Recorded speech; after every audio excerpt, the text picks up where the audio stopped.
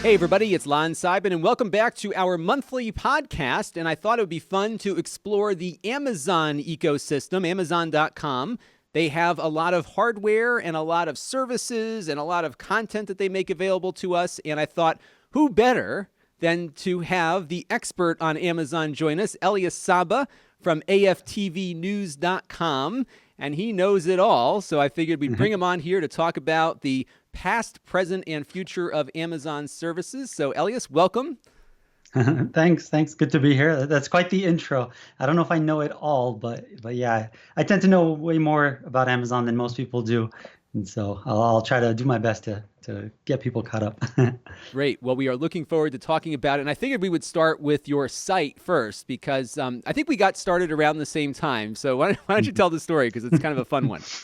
Yeah. It was 2014 or so, and basically I was out of a job at the time, and I was a software engineer for 7 years or so, and my company shifted essentially, and so found myself out of a job. And the Fire TV came out. Amazon Fire TV came out. I think it was in April 2014. You bought it. You reviewed it. I watched your review because I was interested in it, and then you put it up for sale on your store where Right. you resell your reviewed products. I purchased it from you, and then I liked it. And about a month after that or so, well, a month after it was released, not a month after I bought it from you, but a month after it was released, I started the website, AFTV News. Well, actually, at the time, it was not called that. It was actually called FireTVNews.com. Amazon sent me a very nicely worded letter Oh, did telling they me that really? I didn't know this. Oh, yeah, wow. no, Oh, it yeah, was like it a was cease and early on. desist? Was it like an ugly It letter or just a was. nice one? No, it wasn't too bad. Okay. Basically they have, I think it's a trademark. I don't know the term. I think it's a trademark on the word fire. Oh, So I couldn't use fire in my URL. Well, basically because people would, think that I'm associated with them essentially. right, But this right. was, I don't know, maybe 6 months or so after I started the site. And so, but at that time the site was very small. It was just kind of a side thing. And so I just renamed it to AFTV News. And yeah, so that's moving a little ahead there. But yeah, essentially I bought your Fire TV, That's liked how it it. all started.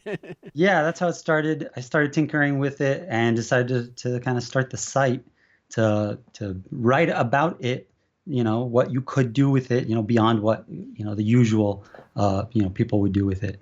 Yeah, and that's kind of the start of the whole thing. It was May, I forget, like mid-May or so, 2014. That's when I started the Right. site. So you're about 4 years into it right now, is what it sounds like. Then about the same time I started my thing up was then. And how did Yeah. like so? I'm just curious about this because it's amazing how people find. First of all, it's amazing how we found each other, right? Just through whatever, Yeah, right? The search algorithm, and so exactly. what prompted you to start making a site about the Fire TV? Was it the fact that there wasn't anybody else doing it? Was that what got you going? Yeah, I mean, the product was a month old, so there was definitely not anybody else doing it. Basically, whenever I get a gadget, especially something that's like Android based, where there's a lot of tinkering, potential there. Forums are the key. I'm a regular on XDA forums. I'm a regular on Reddit, way before any of this. And so, I was reading up on all the different things people were doing with them, all the things that I could do with it, trying to get answers to questions that I had. And I don't know, I have like this desire to organize data, organize information. And so when I find an interesting thing to do, an interesting, project, I don't know, I like to write about it or lay it out. And it was partially for myself. I didn't expect this to go anywhere. I didn't say, oh, I'm going to start a blog and I'm going to make my career be a blogger. I mean, at the time, when I left my previous job, I basically decided that I was going to try to do my own thing. That was my plan. Do my own thing so that I don't have to do a 9 to 5. And it was actually mostly because my wife and I were planning to have a child soon, our first child. And, I thought, hey, it would be awesome if I didn't have to, get up every morning, leave the house and come back at 6 and have like, maybe a couple hours with my family before my kids go to bed. That was my goal, to not have to do that. And so my goal was just to try to start something to pay the bills without having to have a 9 to 5. That's all I wanted out of it. And so at the time I was just kind of doing little projects, little websites, little coding things here and there. I had no idea what exactly I was doing, what I was going to do. But the blog kind of just started. It was because, I've spun up blogs, just little side projects, wikis, even blogs, uh, pretty, pretty quickly. It's one of those things where I already have a web server because I host other sites. You knew the And, search engine within optimization and that kind of thing too, I guess, right? So you had a feeling as to how people could discover it, right?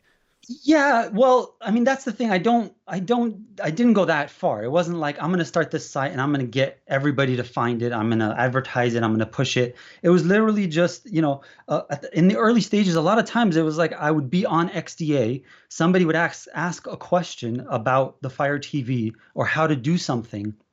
I would literally know the answer. And so instead of writing out a big post on XDA, or on XDA is a forum, by the way, for those who don't know, it's like a Which is developer like the forum. forum for these Android kind of devices, right? If you want to get Yeah, into it yeah. and really root it and do all that, XDA is the place you go. Exactly. Yeah. If you want to learn anything about the nitty gritty, things about an Android device, you're definitely going to XDA. And so I was a regular on there. And so if somebody had a question, I could try to write it down on XDA, but things were a little limited. So what I would essentially do is I would go to my little blog that I had started, write an article answering that question, and then go to XDA and give them a brief answer to their question, and then link to my article if they wanted more, like a more in-depth step by step. And that was basically how I kind of started things off. I wasn't like advertising or spamming my links or anything like that. It was just like somebody had a question. I was able to answer it, I thought, pretty well, better on a platform that I had full control over because I can have screenshots. I could, I had stylized text for certain things like the ADB commands that you would have to run in the console to achieve what you wanted. I could do it a lot better on my site than I could like on a forum or even on Reddit. Like Reddit was very limited, but that's basically how I kind of started the site, and at that time I had no idea what SEO optimization and all that stuff was. Right. I was Now just, you do. I was basically just, yeah. I've learned a lot about it now that it's, basically my full-time job, but that was kind of the start. So there's a lot of how-to. As you've been talking, I've been browsing through your site and showing some of the how-to sections here. So how to root your Fire TV device, for example. So I'm guessing these things get a lot of traffic too, as far as people coming in and looking for that information. So, and you're Yeah. generating enough traffic here to earn a living. That's pretty good, right? Was that surprising Yeah. to you that you could? I mean, I knew you certainly wanted to do this. It's not easy, wanting and achieving are two different things. So, how quickly did you realize, wow, this is like working? Was it a quick? Yeah. Yeah. I mean, I learned pretty quickly, within the first few months that this had potential. Like I had no idea it would. I mean, one of the big benefits that my site, or one of the unique benefits that my site had early on that helped me that probably most other sites or blogs like mine would not have, is that there's the Amazon affiliate program. And so Mhm. for those people probably watching this are pretty well aware, but essentially if somebody clicks through from my site onto Amazon and makes a purchase, I get a cut of that because I'm referring them to that purchase. And so because I was part of that program, and actually I was part of that program, years before the site even started, just from previous projects that I kind of tried to do on the side.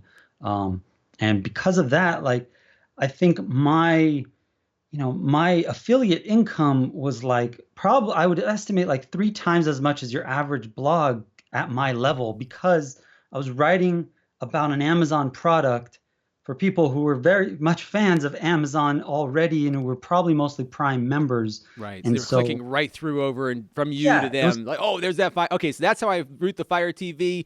Buy it, and they're in, and you're yeah, getting your 4% or it whatever was they like, pay you.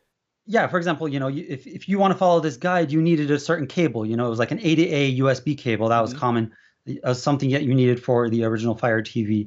And most people don't have that cable. It's basically like it's the male end. I probably have it somewhere around here, but it's this right here essentially. There we go.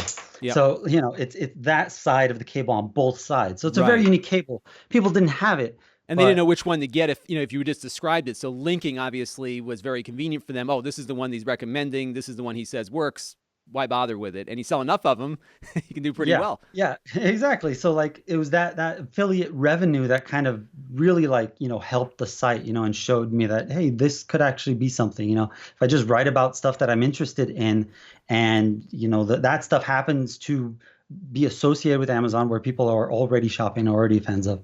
That's kind of what really helped the site, become a real, viable, job early on. And I think this is important for people to realize that it's not always about the traffic. It's that if you are doing this affiliate thing, which is an action based thing, where even if you get, I don't know, maybe 5,000 viewers a month, which wouldn't generate much advertising, if even 10% of them click through and spent, I don't know, a couple $100 on Amazon, you're going to get a decent amount of revenue. And I think too that Amazon pays more for their own hardware on the affiliate program, so you get a little more than the Yeah. default. And you can do pretty well with it. So it looks like you picked the right combination of things Yeah, yeah. I to mean, make it, it it work. was not planned. I wish I could, claim that I had planned this, and I knew this ahead of time, and that's why, I kind of concentrated on Amazon products. But no, I luckily tripped into it. It was just a device that I like to write about, and it just so happened that the two went hand in hand. Basically the revenue stream and the product itself basically were a match made in heaven, essentially. And so yeah, like you were saying, that advertising revenue on my site, especially early on, especially like the first probably year or 2 years was not enough to like make a living off of, for Right. example. But that Amazon affiliate stuff, that's what Fills in helped. the gaps. That's for me too. When I got started, Yeah. the affiliate revenue was far greater than the YouTube revenue, and that's often a good starting point and a good motivator because you can see the growth, and that keeps you putting new stuff on there. So you got this site. You're focused on Amazon and Amazon only. Did Mhm. Amazon, the Really focused company, on just Fire on TV, just not the even Fire just not TV? So Amazon. a At niche that of a point, I was niche, not covering.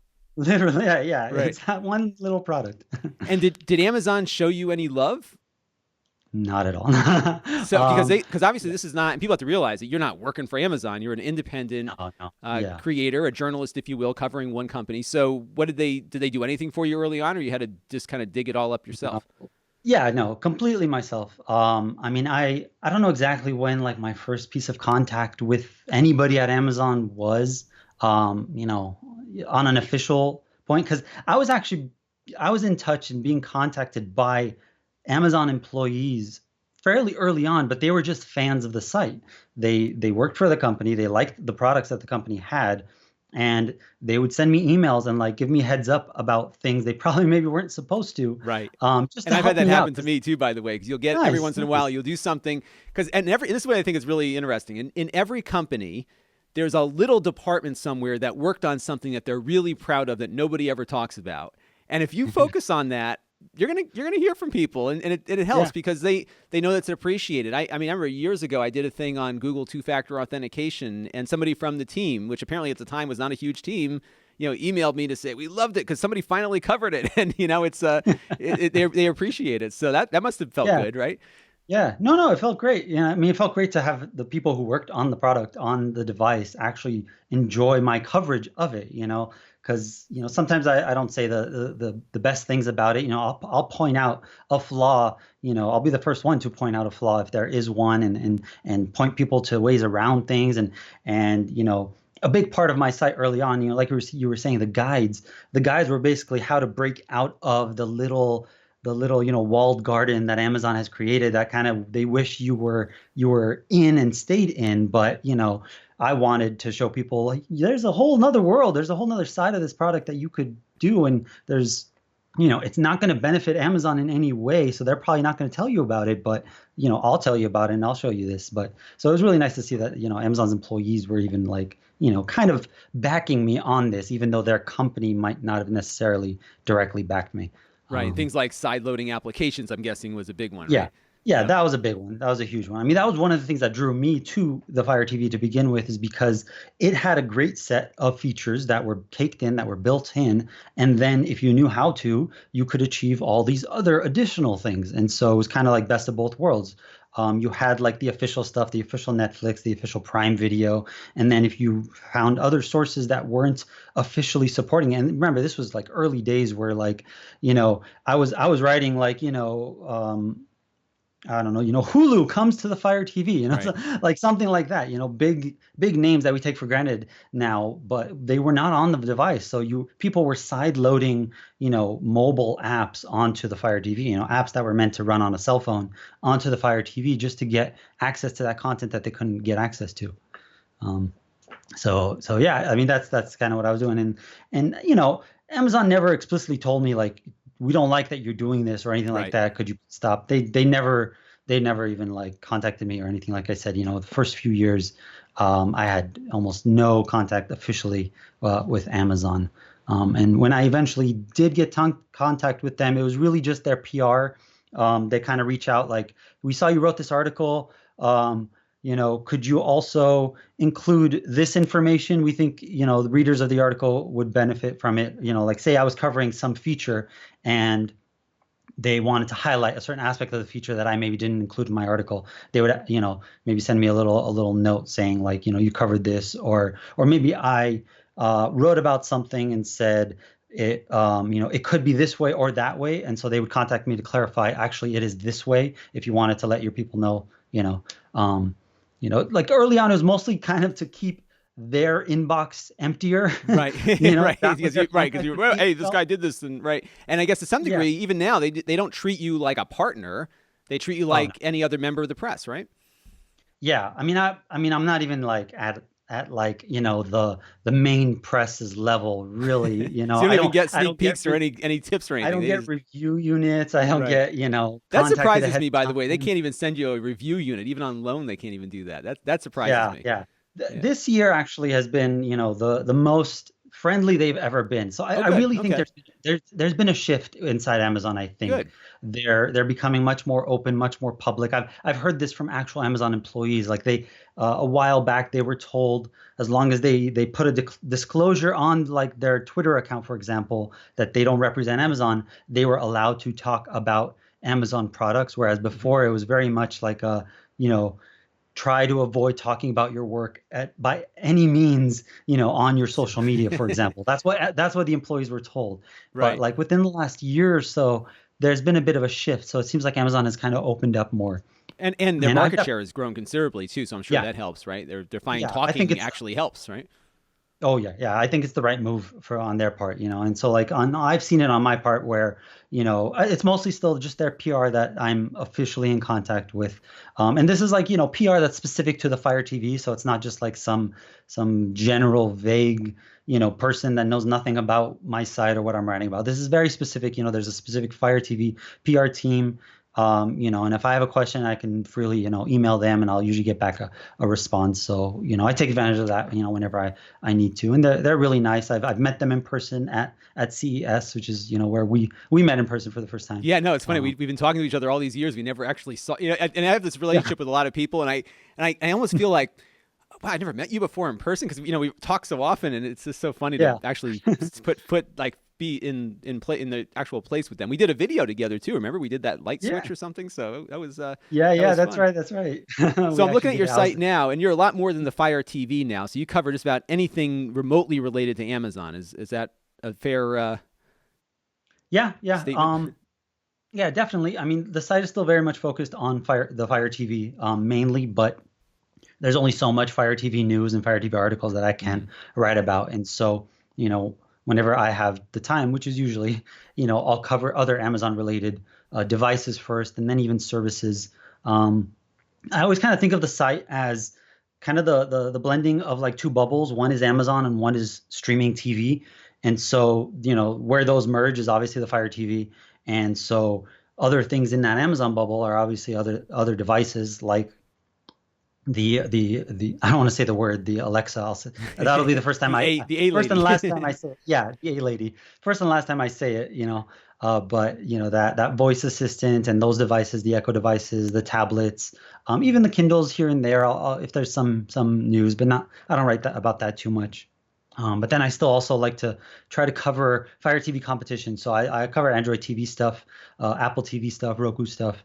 Definitely not as in depth as I do the Fire TV, but Right, but there's some um, relevance there to maybe a feature that Apple today with Apple TV getting Atmos yeah, support. That I saw you put that up there just to give people a yeah, context, right? A comparative there, so that yeah. I definitely, I'm not, I mean, I am a fan obviously of the Fire TV, but I try Mhm. not to be a fanboy. Yeah. I don't try And to that say comes this is through, the by the best way. product. It really does. I mean, I was gonna, I put in my notes to talk to you about this. Is that you're not a fanboy like where Amazon walks on water. You're pretty balanced Yeah. in this is what they're doing today, but there's other stuff out there. Yeah, You ever, I definitely try to be that way. I think that's important. Like if Android TV has a good feature, I want to highlight it. I want to push it because I want it to come to the Fire TV. I want right? the Sure. Fire TV fans to know what they're missing so that their product gets better, so that they ask they send feedback to Amazon, for example, and make the Fire TV better because we're all going to benefit from it. I don't want the Fire TV to just be the dominant product. Um, the Kindle, I always go back to the Kindle, for example, because the Kindle is by far the most dominant e-reader. There's Sure. like no other competition. And there are Amazon employees on the Kindle side of things who I've spoken with, and they're frustrated because it's stagnant. Like there's nothing interesting happening with the Kindle because there's no reason Right. for What more can you interesting things. do? Exactly. You can make the screen more white than Yeah, gray, yeah, right? That's exactly. You make it more white. You make it flip pages like yep. a fraction of a second quicker on this Right. next model. Now, you've got that Kindle Oasis, which is like the premium $250 Kindle that is, very thin. But, And it's been out for it 2 took years and for hasn't changed, right? exactly, exactly. Yep. They're on their second version, but there's nothing to do there. And, I don't want the Fire TV or the streaming device market to get to that point. So, I love the competition. I love that, market share, depending on which source you read, Roku might be on top here, but Amazon's on top here, but Apple's on top over here. I like that, because that means everybody's kind of fighting for, the best and greatest, product.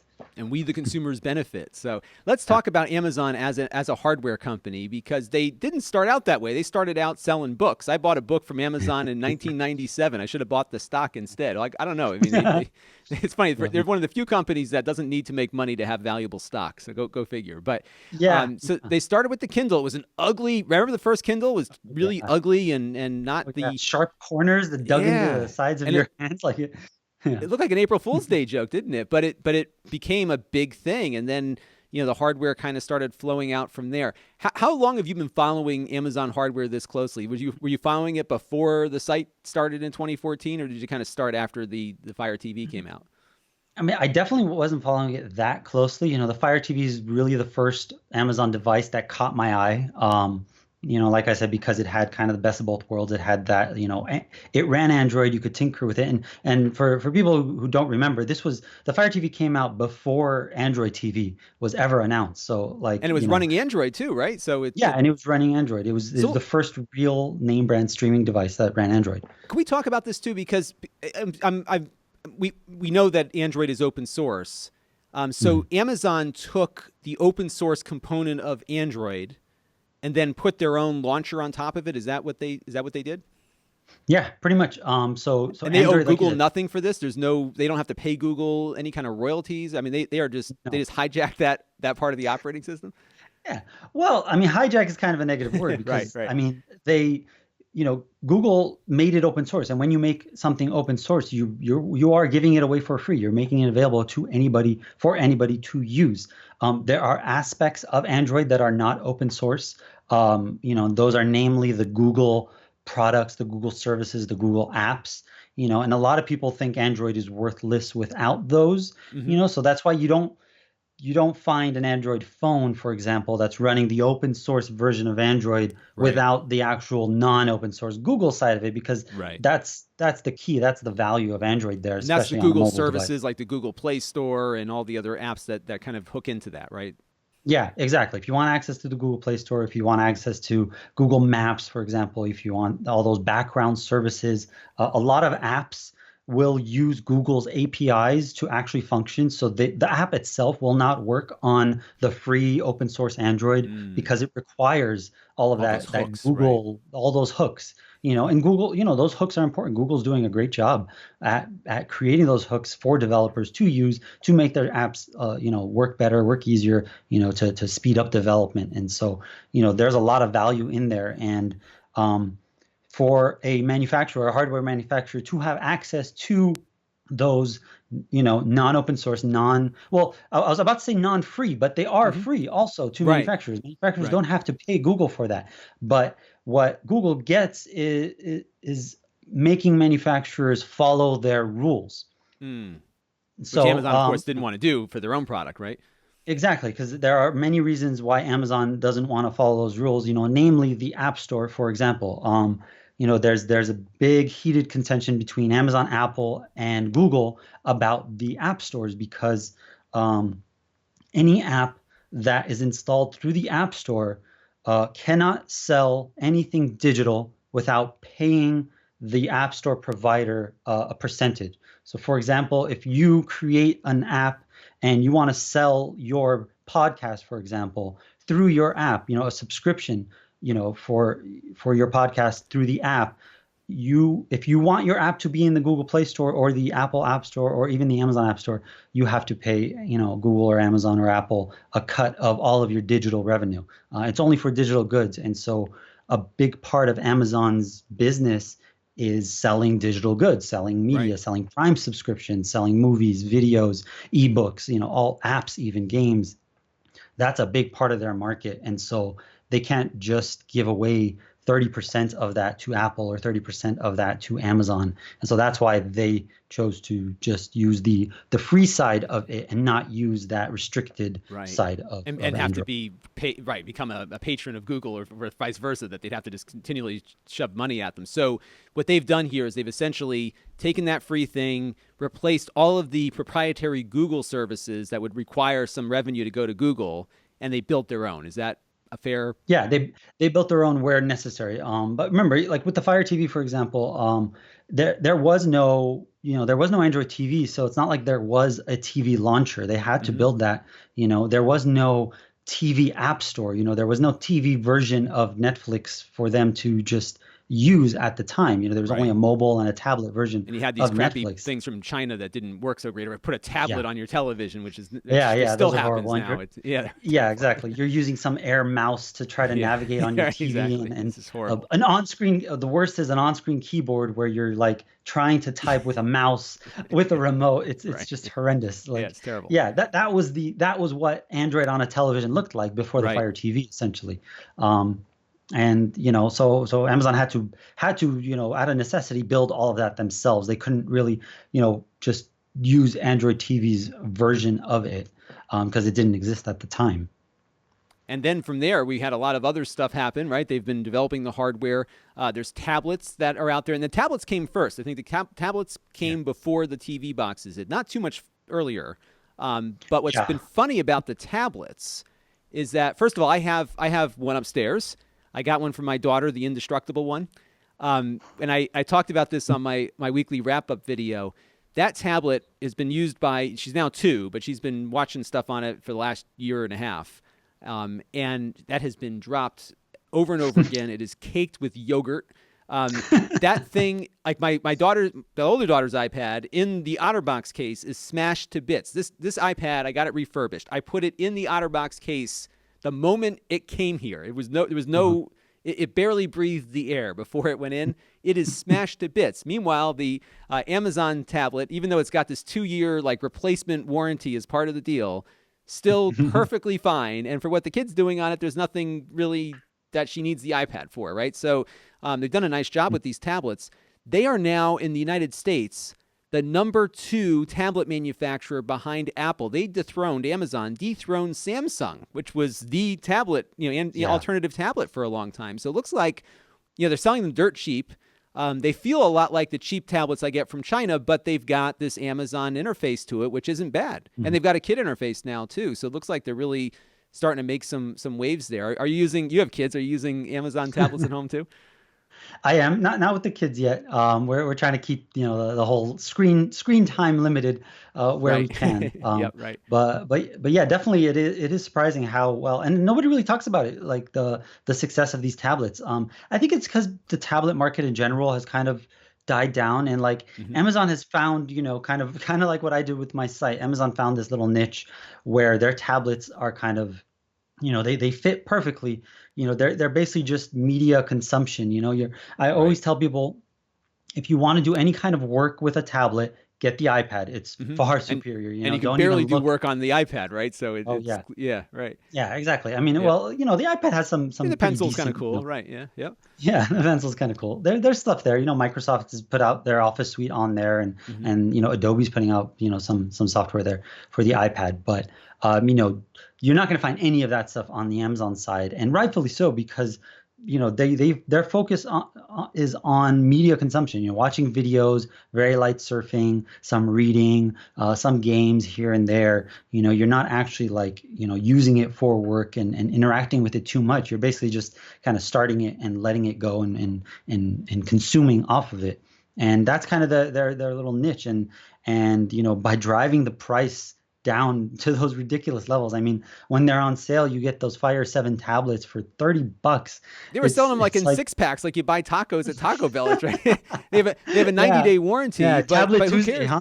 Yeah, Tablet Tuesday, and they're almost disposable at that price. Yeah, So I they mean, they are. have They a really really are. bad warranty, but it doesn't matter, right? Yeah, Because it's going to cost you more to get it fixed. So just send it to recycling. And I right, haven't had one die on right. me yet. The thing is still, I mean, it's Right. caked with They yogurt. build them pretty well. They build them. They Yeah. know their audience. They know their Hmm. clientele. They know they're selling them in that free time kids edition version where they Right. give you that year worry free. And so they know they don't want to replace them, every few months, under that warranty. So they're building them pretty well. And I think one of the advantages they have is that, where the iPad is super thin, Hmm. there's not much room for give. When Right. everything is so thin, everything is so tight, all the tolerances are so precise. Any little, like, torque on that screen is gonna crack it, is gonna dent it, it's gonna mess it up. Whereas Right. the Fire tablets, they're thicker, they're plastic, they kind of, bend, they give a little bit more. And I think that's working to their advantage because of the use case that they are. Like you said, they're almost disposable. And there's So, no expectation of quality when you're paying $40 for a tablet. So, it's better than I exactly, thought. And I say exactly. this every time I review them. I said, it's better than I thought it would be at this price because Yeah, I have seen the bad cheap stuff, and this yeah. this feels sort of like the bad cheap stuff, but it's a good cheap, and I think there's Yeah. definitely some leeway there, and they have a lot of free apps that you can get there if you're a Prime member, right? So there's some compensation to developers, I think, and you're getting premium apps as part of your Prime subscription, and they have the kids thing. So you're familiar at all with the developer program and how you can earn money as an app developer? Because they have a lot of apps available that you normally see in the Yeah, they Google do. store for money. Um, there's actually no compensation though for app development on Amazon's platforms for Prime. Hmm. There's no free apps through Prime or anything like that. For a while they were running. Oh, Yeah, they I had know what this. you're probably talking about. Yeah, that They had Amazon absolutely free Underground. thing. Yeah, the underground. So Yeah, that's yeah, gone. That they don't yeah. do that anymore. That is gone. Yeah, Oh, they got okay. they got rid of that. It's still alive in the sense that they haven't actually fully shut it down, but they Okay. announced that they are shutting it down, and so it's kind of like on the tail end. They want people to kind of move away from it. That was pretty much an experiment from them that I would say failed. And so what they were doing essentially is that they were paying developers based on the amount of time that Right. you That you were used an app. spending. Hmm. Yep. Yeah, that you're spending on it. And so basically everything in that app store was completely free, even the in-app purchases for anything, completely free, and they were compensating the developers for that. But it That free seems ride's like it, over, huh? yeah, that free ride's over. It seems like it Ah. didn't. Like, I forget the details. I think if you're still using those free apps, they're gonna work through like 2019 or something like that. Okay. But at some point there, they did announce that there is going to be a cutoff. And so right Oh. now their app store is essentially like everybody else's app store. It's just these are the Just free straight apps up. and these are the paid These are the apps. paid ones. Okay, Um, so no more yeah. freebies. And then on the kids side, and I fell into this because when I bought the kids tablet, I got a free year of this subscription service, which then becomes like a couple bucks a month. It's like I forgot what the price was, but Yeah, I I think forgot it's about if you're a Prime it. member, I think it's 2.99 a month if you're a Yeah. Prime member. And then Yeah, there's like it's a per device. So if you add more devices, it's a little bit more money. So and me mhm. being the cheapskate, I said, you know what? kid doesn't need that. So out it Yeah, goes. you But really don't. I mean, the best thing about that is it's curation. And mhm, so like if you're worried about your child coming across something they shouldn't, for example, you can kind of just pay this fee and know that there's going to always be a pool of fresh new content available to the child to use. I sound like I'm a marketer here for yeah, that's okay. I understand. Amazon. No, but it's I important for people to kind know how of it I don't works, like right? push Yeah, things, but yeah, yeah, it is. yeah, But I think that's the biggest benefit of it's called free time right. unlimited. Yep. There's free time is their parental controls, and free Hmm. time unlimited is their basically subscription content. And so, yeah, if you pay for that, you basically get mostly on their tablets. You get essentially a pool of, I think it's videos, books, games that are normally paid but approved for child use. They have people who vet them. Um, and it's essentially a subscription app store, like an all-you-can-eat Right. app store for your kids. And it That's looks basically like what it is. they took what they learned from that underground store with Prime and kind of brought it there, right? As far as Yeah, compensate, I don't I know how think they compensate, but free time came before okay, yeah, that's the right. It was there underground, for a while too. actually. Yeah, Yeah. yeah. And I found too, Um, once you end that subscription, that kids interface kind of goes away. It doesn't really have yeah, you got to pay for it to keep using it that way. I do yeah, like yeah. though that the tablets have like a multi-user interface, so I can have a dad interface. My wife can log in and get her own profile. That's pretty amazing on a cheap tablet. Yeah, yeah.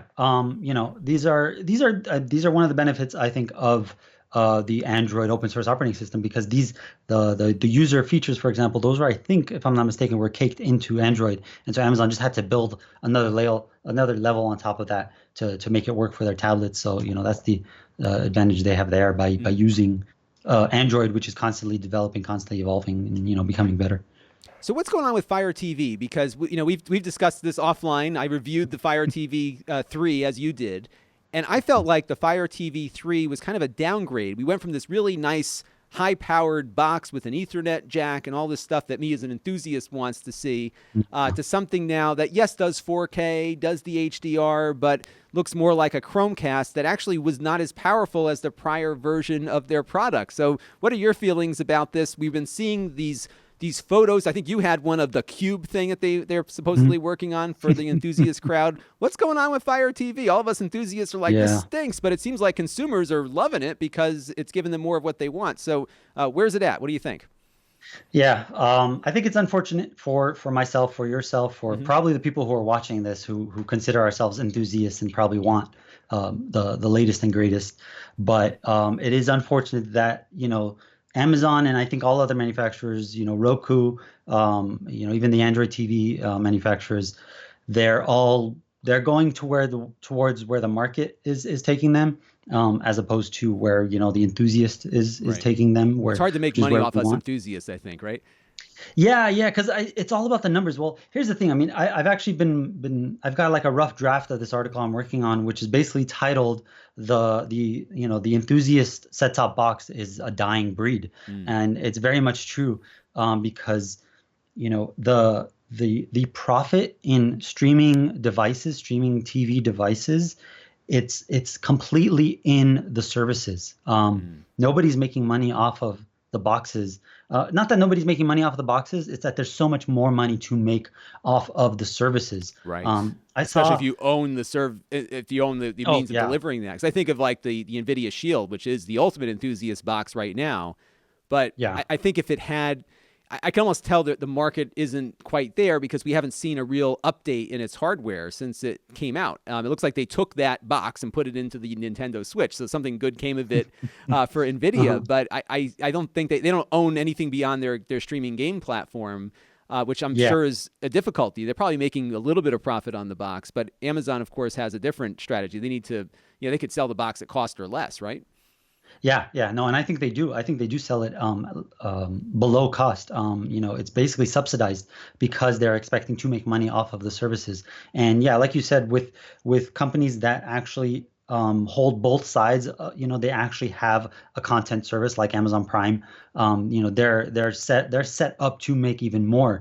But a company like Roku, I saw some crazy quote from, I forget who it was, either the CEO or CTO or somebody had an interview with one of those like Bloomberg Business or something, and he said something like, 80% of the company's revenue comes from selling subscriptions from Really? through their Roku devices. Yeah, No, so they're getting a it's cut. So they have some cut of whatever people subscribe to on there. So it's like a little exactly. commission box. Huh, that's interesting. If you sign up, if you have that Roku and you Hmm. sign up for Sling TV or Right. PlayStation View or Hmm. something, Well, that makes Roku sense. themselves is getting a cut. Yeah. Yeah. And so I mean, I wish I had the quote. It's in my rough draft, I'm Because I sure. always wondered But about that because they're one of the, they and Nvidia are kind of the agnostic providers that favor no one because not they, anymore. they don't own any platform. But Hmm. I was always wondering how they, because they still have a huge market share at Roku also, right? Because they're Oh yeah, cheap and yeah. yeah. Roku, yeah. No, Roku's still a very dominant, streaming box. Mm. If not the most dominant, still.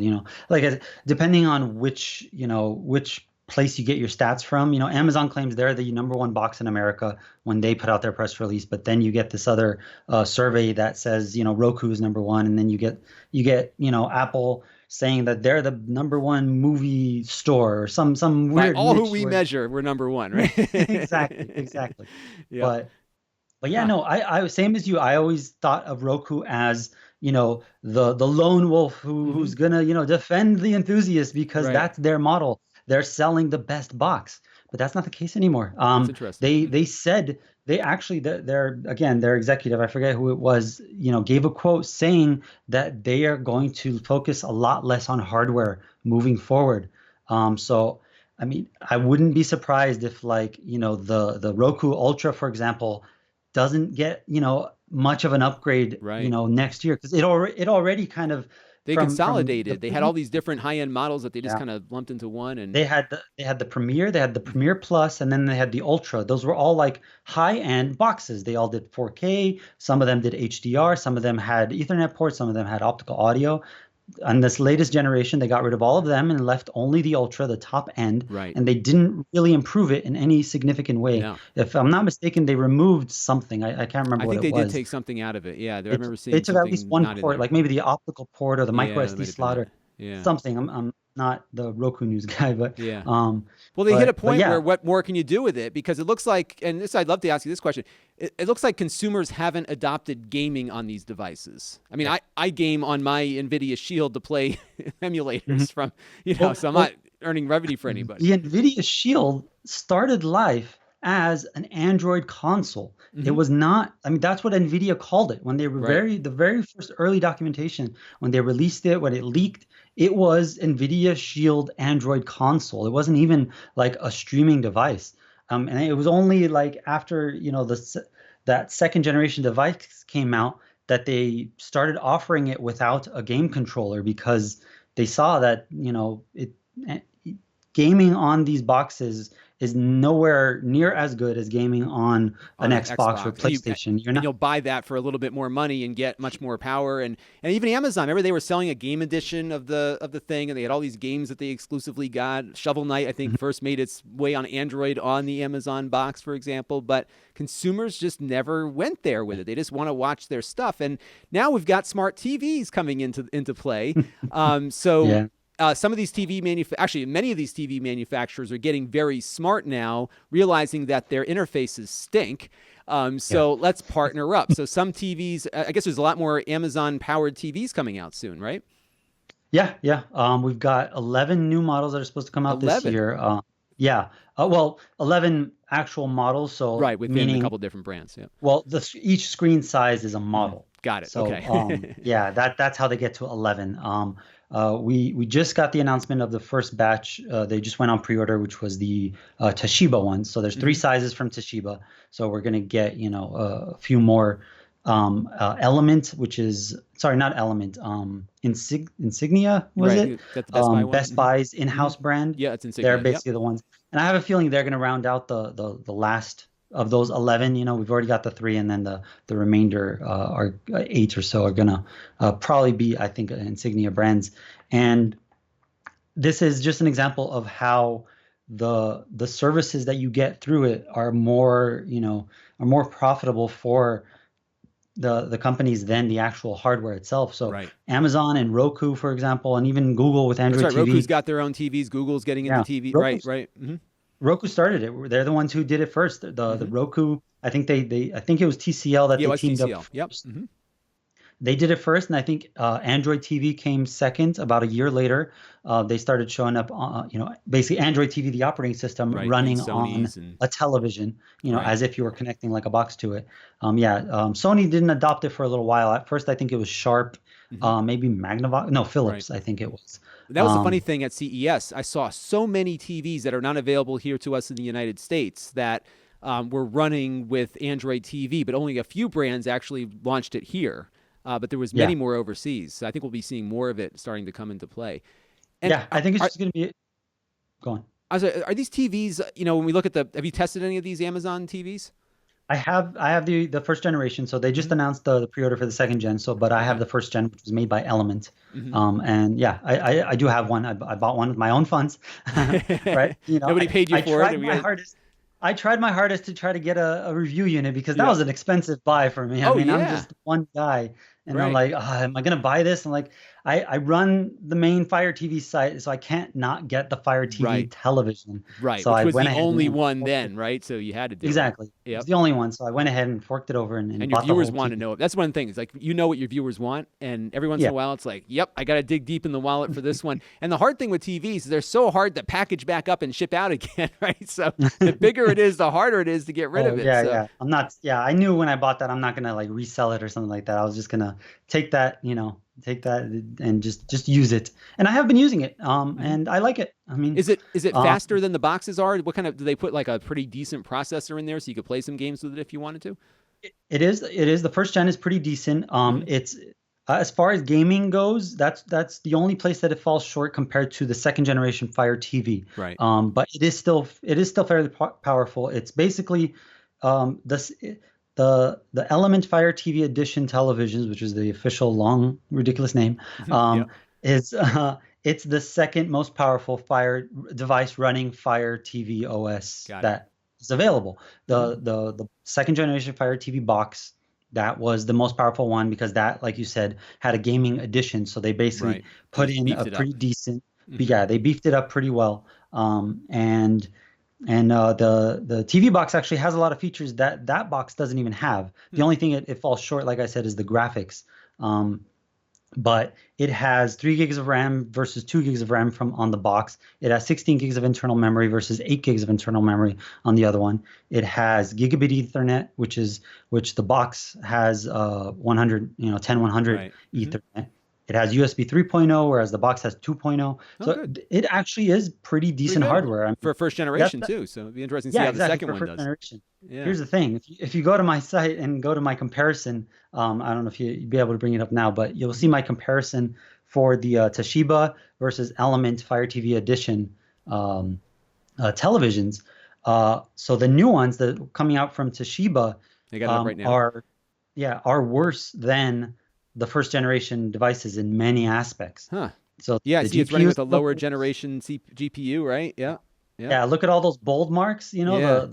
The items on the left is the first gen, items on Right. the right are second gen. So you can see a Huh. lot more bold marks on Yeah, the they cut a first lot of gen. stuff out. They cut a Interesting. lot, but look at the price. Scroll back to the top. Yeah. Look at the starting price. That's a Right. significant. That's They it. You got dropped to it by get 27%. right. Um, So you got to you cut know, stuff out. Less RAM, less storage, exactly.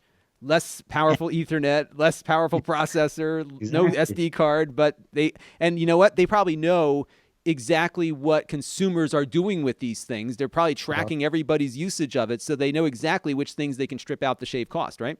yeah, yeah. I mean, the As first scary as that TV, sounds. oh yeah, the first TV had two USB ports. Most people don't Right. even know what those USB ports can be used for. So Right. like, why Right. even have two of them? I mean, enthusiasts like us, and if you go to my site, I'll tell you plenty of what you could do with those USB ports. But most people, they don't need it. Yet alone two USB plus an SD card slot. So the new one basically just knocked all those out and put a single USB port, and that USB port, essentially all you could do is you can plug in a thumb drive and extend the amount of time that it will pause live television. Mm. And so it has while Oh, it's you're got like a watching little over the air time TV, shifting thing, huh? yeah, it has a little Yeah. time shifting. There's no DVR, like you can't tell Right. it record this for me, but you can rewind in a live program. You can pause a live program and step away. And so by default, it's limited by its internal memory. But if you plug in a thumb drive, it will extend that to I think up to an hour. But I think it'll actually go even more than that. Well, at least the first TVs, they said it would go up to an hour, but you can actually, it'll go much further than that if you have the space, if you put in a big enough drive. But but yeah, they cut out the things that they could Right. without really giving up too much, Yeah, it looks like I'm like, I sure mean, like I'm looking at what a consumer would see here. It's like, yeah, well, it's a little bit slower, but if you didn't have the other TV, you wouldn't know it, right? So yeah, yeah, it's exactly, not, doesn't exactly. matter. And And it, are these the TVs getting updated? Because I see the prior editions on Fire OS 5. The new one's going to be on Fire OS 6. One of the big issues that I have with most consumer electronics is that they get, especially Android-based things, they get supported never, or yeah. one or two updates and that's it. Have they been updating these TVs? Will the old one get Fire OS 6, or are they going to support two different operating systems? Specifically about FireOS 5 and FireOS 6, that's kind of the cutoff. Amazon hasn't said yet whether FireOS 5 devices will be updated to FireOS 6. So currently, the only FireOS 6 device is the third generation latest Fire TV, that pendant one that you were talking about. That's the Right. only device that's running FireOS 6. Oh, interesting. So the old ones are Yeah, still on the old operating system, and they are are still they on the getting old, but they security are still. updates or anything like Oh yeah, that? yeah. Okay. They're still being updated. Hmm. Even the very first generation Fire TV from 2014, the one that I bought from you, Right. is still running. It's not running FireOS 6, but it's still getting updated along with every other device. So all the Um, security settings and that, because I know in oh, Android, like you get these cheap ones from China, there's never an update, and so you're on whatever yeah. security update it shipped with, and that's it. So these are at least getting Oh yeah. that.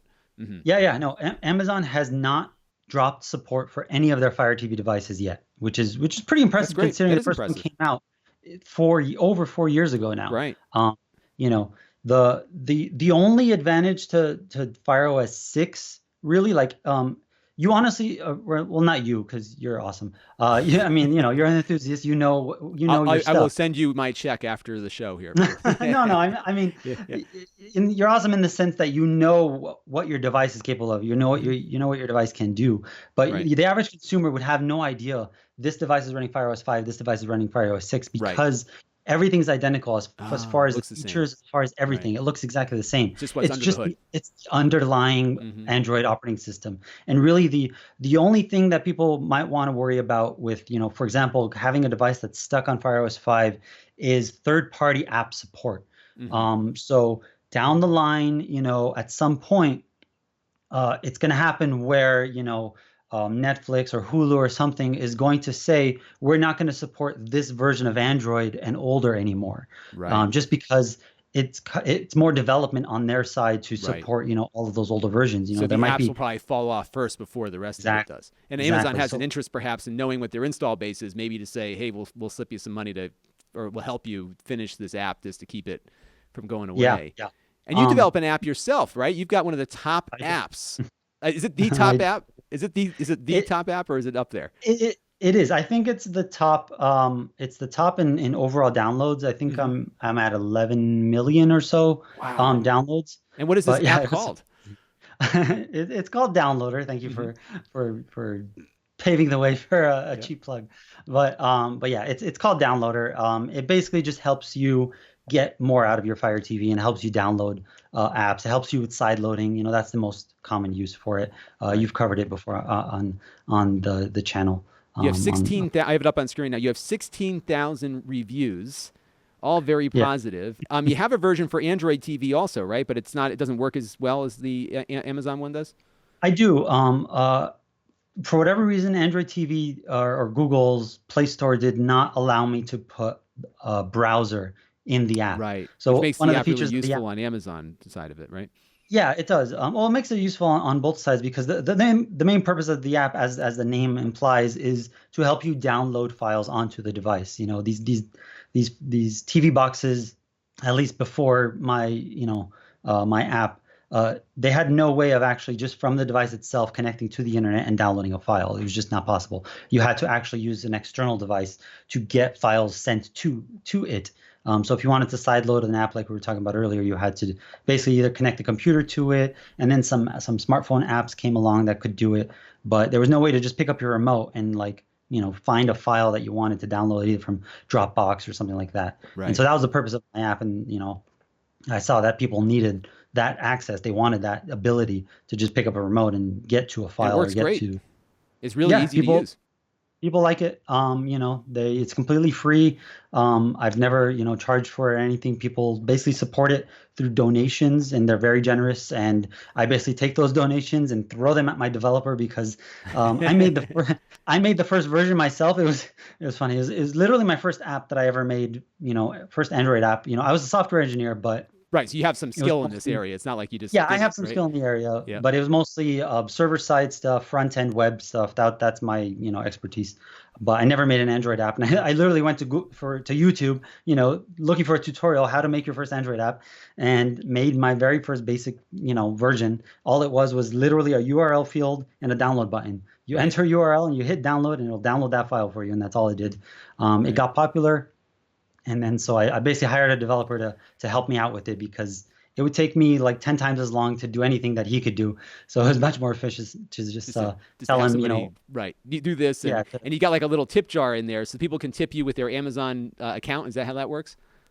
yeah. Basically, Oh, that's it's cool. it's it's it's through the App Store. It's like Hmm. so the tips are essentially an in-app purchase. Right. You're Okay. not Yep. you're not unlocking features or anything because Right. all You're the not getting features are there. anything, but Yeah, you're sending your thanks for yeah, that you're help. sending your So thanks, and if you want updates, literally, you have to you pay for contribute because them. once the tip jar reaches an amount, I break it and I give it to my developer. Got And it. then So once it's a it little goes piggy bank. again, I Yep. break it and I give it to my developer Right. So add this until feature. We got enough money for it now. That's cool. That's neat. exactly, So exactly. so have you Yeah. learned anything about the app development process through this? Would you think about Yeah. maybe making a different like your own app that you might sell or something? Did you learn anything from this experience? Yeah, I mean, if time is the biggest, the Yeah. biggest thing, I spend most of my time with the site. So, but I have thought about other apps I want to make. I do have another app. It's a dumb one, called Bookmarker. Basically, it just when Google, we could talk about this, the whole Google and Amazon YouTube Hmm. controversy thing, where Right. Google wanted the YouTube app off of the Fire TV, and so Has that Amazon been solution. resolved? Have they finished that dispute, or is it still out there? Um, no, it's still out there, but Amazon basically found a way around it essentially. Hmm. It's funny because there's a lot of misconceptions about this, where you can't watch YouTube on the Fire TV, which is Right. completely not true, and really not much has changed. But originally, the YouTube app on the Fire TV was always made by Amazon. It was never there was Right. It was a never web wrapper, right? It was just like a yeah. little thing that just pulled up the web, a TV version of the website, essentially. Exactly, exactly. And I mean, Google's official YouTube app for Android TV is nothing more than a web wrapper itself, also. So it's not like the Fire TV's app was any worse than YouTube's own, YouTube app for Android TV. So the two were basically equivalent. And so, but because it was a web wrapper, and essentially all you were doing was bringing up a TV interface of youtube.com. So if you go from a browser and go to youtube.com/TV, I believe it is, Right. You get the same you will exact experience. you Right. will see that exact interface. Hmm. And so that's all you're seeing. And so when Google and Amazon started having issues, Google decided to basically try to hurt Amazon. And so they put up a message on the Fire TV's web wrapper, essentially, because it's YouTube servers. They put up a message saying that as of January 1st, 2018, you would not be able to access this website through the Fire TV anymore. And so Amazon's solution was, instead of releasing a YouTube app that was a wrapper, they released the browser, the Silk browser, the actual Right. The web full-blown browser. browser Hmm. for the Fire TV. And I have a feeling they also talked to Firefox, the Mozilla Hmm. Firefox people, told them to release Firefox, or told them this is a great opportunity for you to release Firefox for the Fire TV. And so basically, almost simultaneously, the Fire TV gained two web browsers, fully functional web Right. browsers. So it actually added So functionality that was not there before. exactly. So Wow. now, so now when you load up the YouTube app for the Fire TV, you get two buttons that basically say load YouTube through the Silk browser or load YouTube through Hmm. Firefox. And when you select those buttons, you get the exact same interface that you got before this whole mess happened. Oh, And cool. Yeah, I'm so, seeing it on your site right now. Thank you for the plug of all my thumbnails on your on your oh yeah, screenshots. no problem. um, I try to where I can. yeah, I appreciate that. So that's interesting. So it at this point now, this is kind of a non-issue, but there's no official YouTube app for the Fire TV, nor has there ever been. But they're no longer blocking it essentially. Right. Well, yeah. I mean, the genius thing about Amazon was that they set it up in a way where if Google blocked it, they were essentially blocking YouTube from a web browser. Right. And They that's a can't big do no. that. Right. They So they can't just do gave that. up. Blocking an app from a device, that's Hmm. different. You've Right. got Netflix will keep their app from certain devices all the time. That, Right. the Razor Forge, if anybody remembers that thing, it was like Yeah. one of the first generation Android TV boxes. It literally still to this day does not have a Netflix app because Netflix blocked it, for whatever reason. I don't know the details behind the scenes, but that happens all the time where a service blocks their app from a device. I guess I gotta say, I think this whole YouTube versus Amazon thing has just been stupid. It's been bad Oh, for consumers. It's been bad for creators, and I don't yeah. understand it. I mean, I Yeah. understand the business behind it, but We it's just well, crazy. yeah, we literally could probably do an entire episode of the podcast on just that one topic Why don't we about do that? I Google think that versus might be Amazon. fun to do in the I'm future. We I'm can, I'm happy to do that, because yeah, we there's a could. lot behind the scenes that a lot of people I think don't really actually realize what's going on here, what the core of it all is. And honestly, the core of all of this, just to Hmm. give people a hint to that future episode if it ever Yep. happens, Right. it's that 30% cut from the Hmm. App Store. That's it. Um, So if somebody eh, were to buy some content, premium content from yeah. YouTube, there's no mechanism. Yeah. So basically, Google and Apple dominate the modern Hmm. digital market Right. because they control those app stores. And so Hmm. anything anybody's consuming is essentially going through those app stores and they're getting a cut. Amazon got left behind. Their app store did not achieve that success. And so they are now basically they don't want to play in that game because I would assume they can't afford it Hmm. because taking a 30% of their profit and just giving it to basically Google or Right. Apple is Which is probably not an option for them. why they didn't use Google in the first place. They used their open Yeah, source exactly. thing, right? Just to keep their and I Exactly. guess they look at this thinking, well, if we're selling you this box at a loss and you're going to spend your time on an app that earns us no money, then screw it. We're just going to we're Well, not going to yeah, spend a they, lot of they, time they trying can't. to yeah. It's not that screw it. It's that they can't play in that game. Yeah. If Hmm. they, for I mean, one even little thing is obviously, almost everybody has an Amazon account. Most people have shopped on Amazon at some point. You cannot actually use your Amazon account to pay for things if it's on an app through the Google Right. Play Store or the Right. Apple, It has to be a App Google Store. transaction or an Apple Yeah, transaction, right? Which limits that. And it yeah, looks like Google and Apple somehow get along better on their platform because yeah, YouTube has an app there, right? But it's not on the other thing. So we have a few more right. minutes left. I don't want to spend too much more time here, but because I could spend 5 hours talking to you, but I think the Yeah, viewers would kind of zone out after a while. Nothing against you or me. I think it's just how much more can you can you take on this topic? But I wanted to talk about Alexa because it seems to me like that I don't know if Amazon anticipated this becoming as popular as it was because I remember the first unit when it came out, the hardware was fantastic, and I said, who's going to want to have this listening microphone in their house all the time? And now it's ubiquitous; it's in everything. yeah. And I'm sure you've talked to people at Amazon about this. I don't know if they've talked directly about the topic, but do you think they were surprised by how quickly this caught on?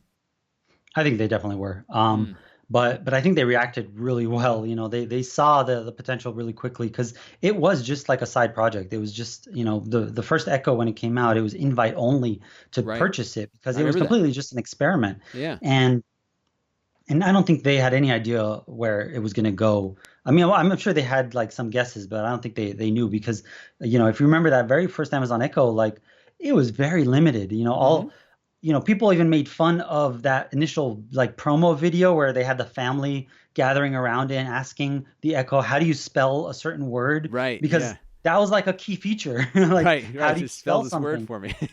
Because really, like the key features of the original Echo, the original Alexa was play music, ask very limited questions like right. how do you spell this, ask for the weather, and that was basically it. There was no smart home integration. You weren't Yeah. Now it controlling runs your lights house. with it. Right. Oh Yeah. yeah, It's in the Apple there was TV or no. the Amazon Fire TV. It's in that, right?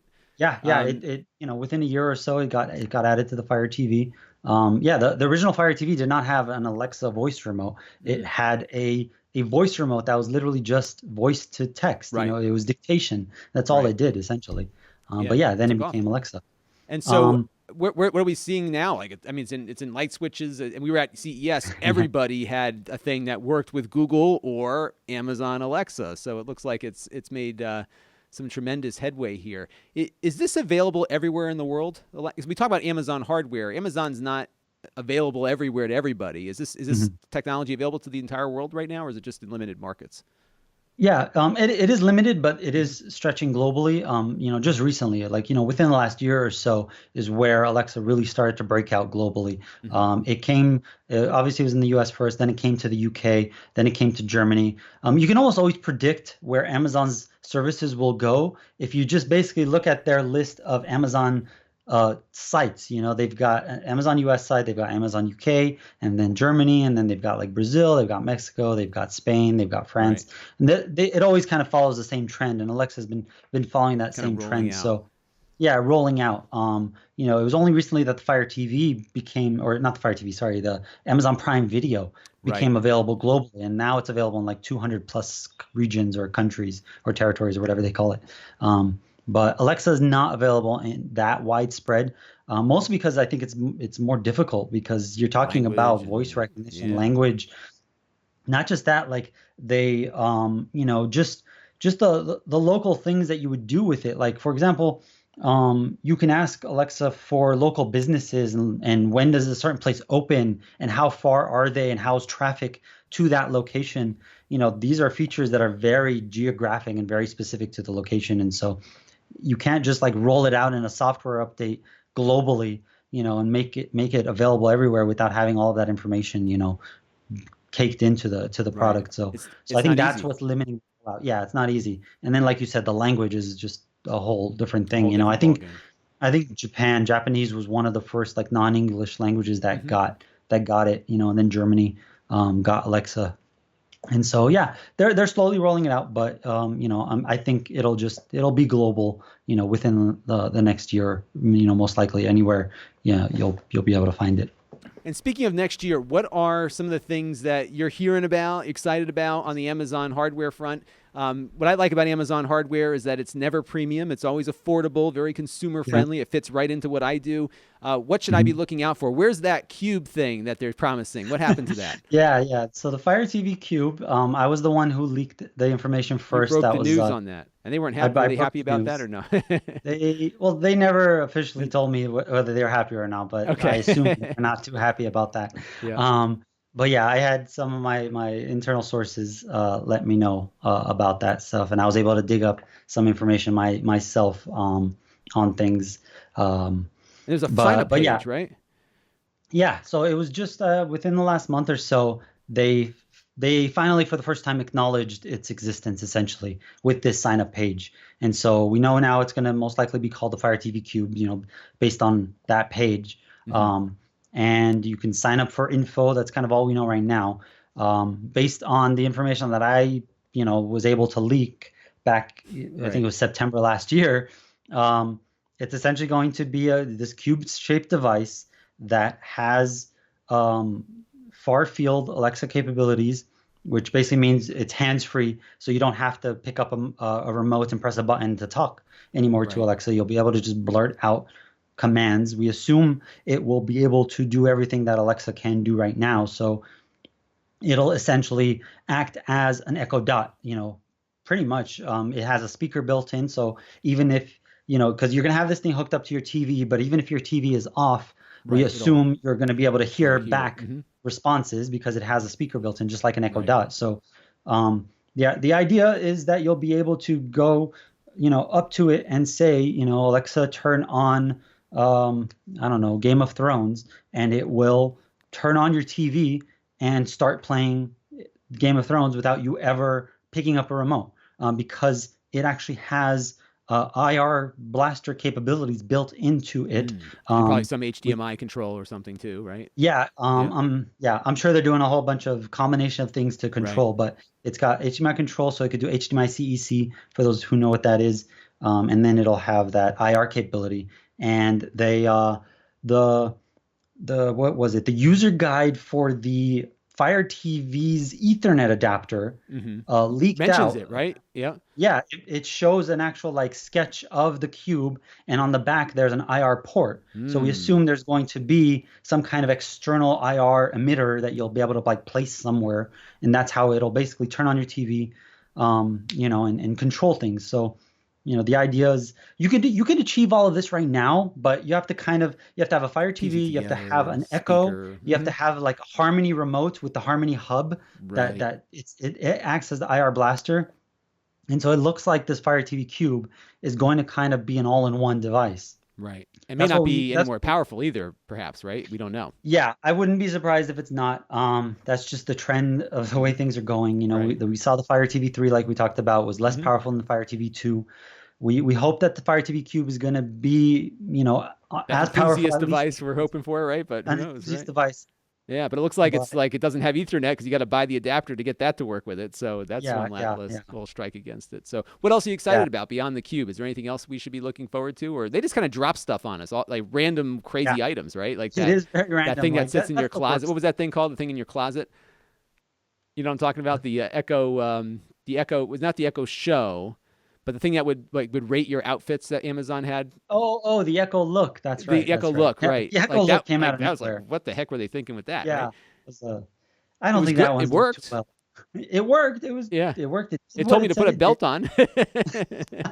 Yeah, it told me my saggy, oversized shirt was not as good looking as a well-fitted shirt. So, Right. It had it something did going for it. but I don't think that was a market that really took off because I think that device is still to this day in invite only Right. mode where you have to, request to purchase it essentially. And And so it I have had a like an feeling, Atom processor in it. The thing was like yeah, pretty powerful. So, and I like that they do this. They just like roll this stuff out. Hey, what's this? Throw it on the customers and see what and they do this, right? They experiment with different things. We've got all these different Alexas now, the Echo Show, which hmm is now, as you have on your site, at a new low price. yeah, We have yeah, it the comes little around. Echo thing with the circle screen on there, like that. Yeah, That's out there. yeah, So there's a got lot of that those right here. things. Yeah, there you go. Yeah, Is that the one I sent you, or that? No, I think you bought that one in your own. I can't. I sold it to yeah, yeah. somebody. It wasn't you. Oh, yeah, yeah. No, I never. Okay. I think the Fire TV is the only thing I bought from you. Okay. So, Um, well, I'll let you know the next time I get anything, so I can unload it somewhere. So, yeah. so good. So we don't really know what's coming then, right? We just have to wait and see. No, The no, cube is, they just drop things. I yeah. wrote an article a while back that I really think they're going to work. I really think they're going to release some type of device, some type of box that incorporates a TV tuner with some kind of DVR capability. Right. That would make Like sense. yeah, like I feel like that because one really nice thing about the Fire TV Edition televisions, that most people don't even realize, even Fire TV owners, is that because those TVs have tuners built into them, the Fire OS, the Fire TV OS, they've added in a lot of nice tuner Ah, so capabilities it's to the right. It's already operating system. there. So it's there on the It's TV. Why all not make a there. box? Right. Yeah. Yeah, Yeah. you can pause live TV, you can Hmm. rewind live TV. There's a program guide. Right. When you do a voice search, it searches live airing content. So Oh, if you search, interesting. for example, for I don't know, some TV show, Big Bang Theory, for example, Hmm. you'll get the on-demand results, but you'll Interesting. also get live results if it's currently airing or if it's going to air in the future. It'll show you that information, and that's a really nice interface. It's a really nice feature that is completely lost on the millions of Fire TV owners out Right, we there. have one of these things, and they could even add it to the existing stuff too if they wanted to, right? Exactly. Yeah, and I have Exactly. your But I article up feel here, like, the prediction. We got it up on screen here. You've got a whole article about it. People can read on the yeah, site. And you yeah, I predicted this think back in January, so mark the day because it's gonna. mark the day. That's what I'm Yeah. thinking. Like, if I had to guess some new product that hasn't been leaked or hasn't been announced or Mhm. hasn't been anything, I think that's something that it just seems like they've already got the software, so all they need is the hardware. Right, And why I not do it? imagine it to be basically almost like an external hard drive. Think Hmm. of a box, Yep. you plug into your network, headless. You just plug it in, and you essentially access it through your Fire TV or through your mobile Amazon Prime Video app. It just seems like a given because they've already done the software. They've already done most of the hard work that's involved because they built these Fire TV Edition televisions. Right. And so just add those features to the Fire TV. And my readers have been asking for this type of device. So it's not like I Right. can predict these things out of nowhere. No way. I've Yeah, it's seen there, people are and asking for this stuff. Android TV is already doing it, so why not Exactly. add it to the mix? So that should do it. Hmm. Well, Yeah, Elias, the NVIDIA. thank you. Sorry, go ahead. No, I was just going to say the NVIDIA Shield, like I said, I keep track of the competition. The NVIDIA Yep. Shield, fantastic device. You can already plug in a TV tuner into that box and get Right. these kind of capabilities. And so From almost Amazon from is day just one. yeah, yeah. Yeah. Amazon's just going to be catching up if they do actually release this. Right. So And they I should think put that's and it looks like a great interface from what you've got on the screen here. So, Elias, I want to thank you for joining us and filling us in on all the current Amazon stuff for some of our overseas viewers who can't yet get this hardware. You probably will be able to get it at some point. It's always very affordable, and you certainly do a great job of covering it. So where can people find you in the site? AFTVNews.com. That's the site. It's basically a blog. It's my full-time job. I write on it pretty much every day. I try to cover everything Amazon related, and I try to cover a little bit of streaming devices that are non-Amazon related also. But if you have a Fire TV, you definitely should check out the site. If you like Amazon's products, Amazon services, you should definitely check it out. I even cover Amazon's other non-media, non-hardware services. So if there's like some change to Amazon Prime, for example, I'll definitely go in depth on that stuff too. And you find deals on content. I see all the time. You've got like, hey, this is this app of the day, right? So that's like a niche that people really like. It seems like, I never thought like I would cover deals as much as I do, but people like it. People always ask for it. People always thank me for saving them money. So, I'm on the site all the time and stuff. And so whenever there's something that I think will appeal to my audience, I'll cover deals here. Yeah, it's free to post, right? So it's a good way to get going. I'm a Nintendo Switch owner. I'm always looking for deals on the Switch, so I'm constantly checking all the sites out for that. So I think it's a popular thing. Well, I want to thank you very much for joining us today, Elias. I'm sure we'll have you back on again in the future when something new from Amazon makes its way out there. I'm a big fan of the site, and it's kind of fun to just see us both growing together in this crazy new internet world that we're in. So it's always a pleasure to chat with you, and I'm sure we'll have you on again.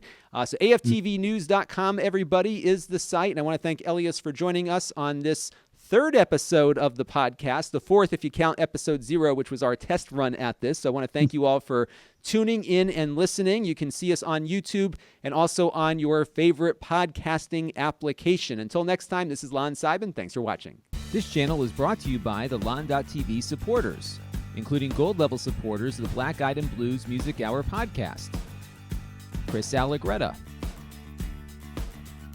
and Kalyan Kumar.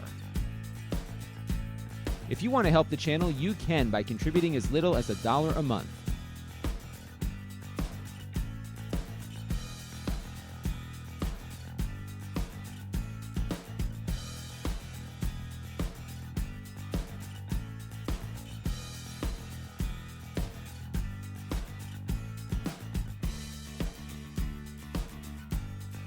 Head over to Lon.TV/support to learn more.